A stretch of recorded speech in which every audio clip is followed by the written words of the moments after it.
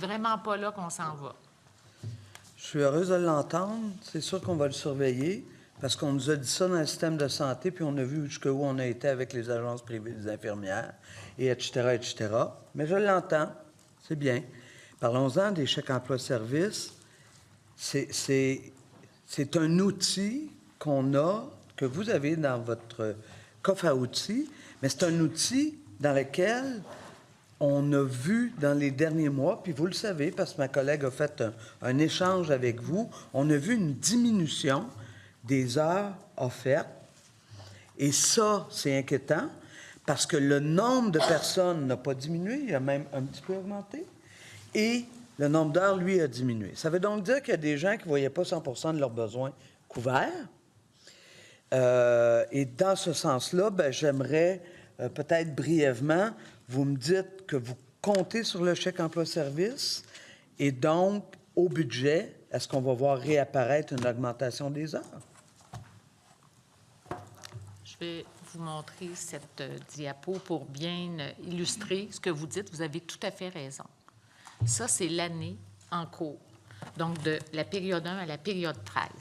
Et on voit le nombre d'heures du chèque emploi-service par période, et on voit qu'à la P10, à la période des fêtes, il y a eu une baisse. Et j'ai eu l'occasion de discuter de cela avec la députée de Sherbrooke qui m'en avait fait part. Et, bon, rapidement, nous avons donc posé des questions pour voir qu'est-ce qui se passait. Puis ce que vous voyez, c'est qu'il y a eu un réajustement. Puis regardez, en P11, P12, on a remonté. On va, je vous le dis, le chèque emploi-service, c'est une modalité pour rester. Mais malgré ça, ça, c'est l'année en cours. Je veux quand même que vous regardiez, c'est pourquoi je l'explique en tableau, parce que c'est peut-être plus facile à suivre. Ça, c'est le nombre d'heures de chèque emploi-service à chaque année depuis 2019-20.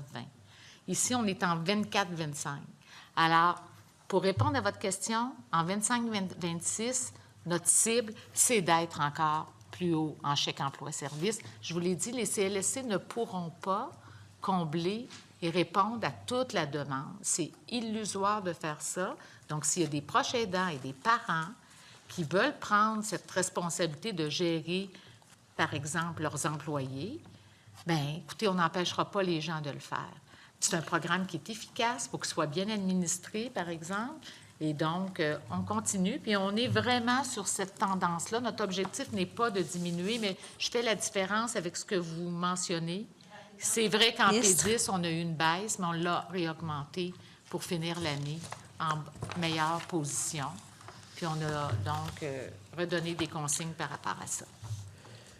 Bien, je ne peux que accueillir tout ça. Ma collègue finira la discussion avec vous. Mais il y a une discussion, par exemple, que moi et vous, on peut avoir, c'est que pour avoir du maintien à domicile, il faut que les gens aient un domicile.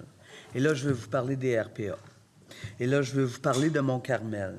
Et là, je vais vous parler de multitudes d'RPA qui ont fermé et qui, puis là, on va se le dire, puis on le sait, on n'est pas dupes, c'est parce qu'il y a des promoteurs immobiliers qui, eux, voient là-dedans l'opportunité de faire du cash.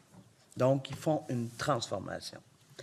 Vous avez eu l'opportunité de mettre votre pied à terre pour faire en sorte qu'il y ait des choses qui changent, que ce soit dans le projet de loi de la ministre Duranceau, de la ministre de l'Habitation, que ce soit sur votre propre base. Ça n'a pas été fait. Ce qu'on sait actuellement, c'est qu'il y a, puis là, je vais parler pour ma circonscription, il y a la possibilité de remettre la main sur un 210 unités de logement habités par des aînés depuis belle lurette. Mais le problème, c'est qu'il y a un montage financier qui n'est pas à la hauteur des maisons des aînés, mais qui demande plus d'argent. On est en plein centre-ville de Montréal. Alors, Madame la ministre, il me reste à peine 30 secondes. Est-ce que je peux compter sur vous comme allié pour faire en sorte que ces 200 unités de logement-là reviennent à la communauté parce que la communauté est prête à le prendre en charge dans un projet non lucratif? Oui. Mais cette situation-là me touche particulièrement parce qu'on a des aînés là qui sont courageux, qui se sont battus pour rester dans leur milieu de vie. On a des discussions. Je travaille avec la ministre responsable de l'Habitation. On va regarder ce qu'on peut faire. faut que l'entrepreneur... Merci, Madame la faut que ministre. On l'entrepreneur poursuit veuille. nos échanges.